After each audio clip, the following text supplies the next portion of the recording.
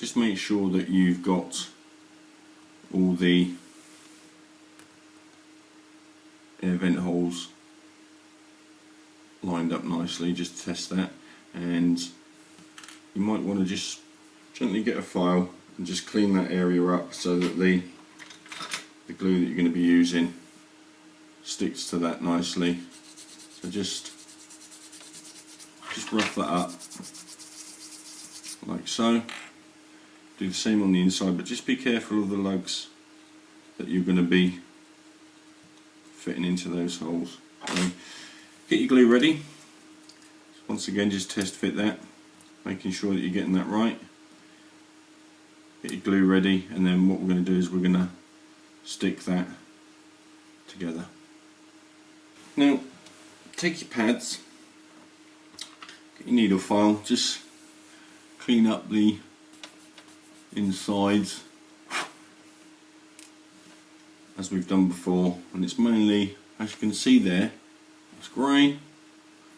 Give that a bit of a clean with a needle file, and you'll notice how that takes that off. And we're going to be doing exactly the same to the outer of the brake pad as well, like so. There it is before. Give it a go over with a needle file, preferably a flat needle file, to remove any paint. And once again, that's that done there. Now, get your calipers, get your brake pad, and just test fit. As you can see, that's going to be going in there like so. Okay, and then with exactly the same, we're just going to remove some paint from that area there. So with your needle file, just give that a bit of a scrape. Do exactly the same as you've done on the other one as well. Okay.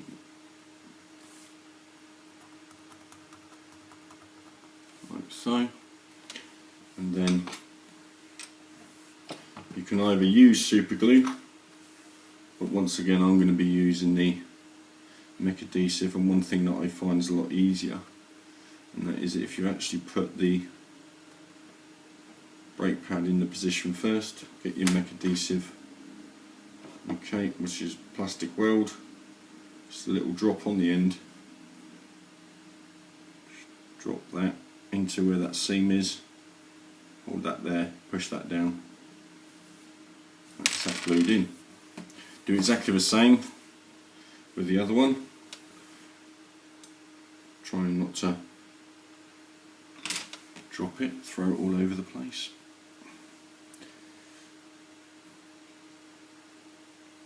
So you can use tweezers unless you've got big clunky hands like myself. Take that, get your adhesive, just drop that in there. Like I say, you're not coating it, all you're doing is you're just dropping the adhesive on there, and then what that does is that bonds that, and any that's left over just evaporates.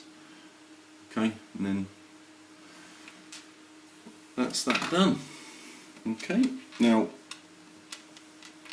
leave them to dry for a couple of minutes, and then what we're going to do is we're just going to come back and we're going to be joining these two sections together so that we have another completed front caliper.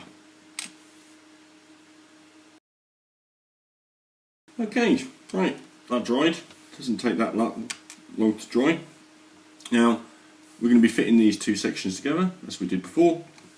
Notice I've taken the paint off of these protrusions and also taken the paint, a little bit of paint off of the recesses here.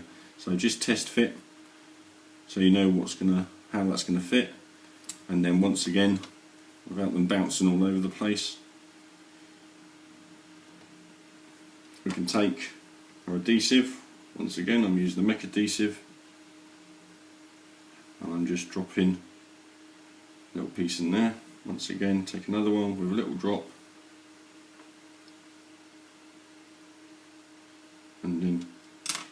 Once again, dropping that in there.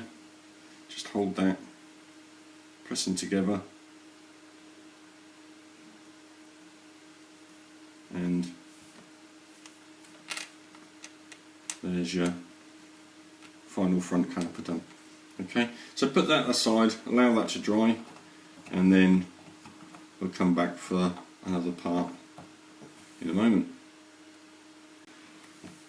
Okay, now we're going to be fitting the calipers to the front suspension. So take your disc brake that we did earlier, and then take one of your calipers and just test fit where that's going, making sure that these pins here, okay, if you can see those, are going to be fitting into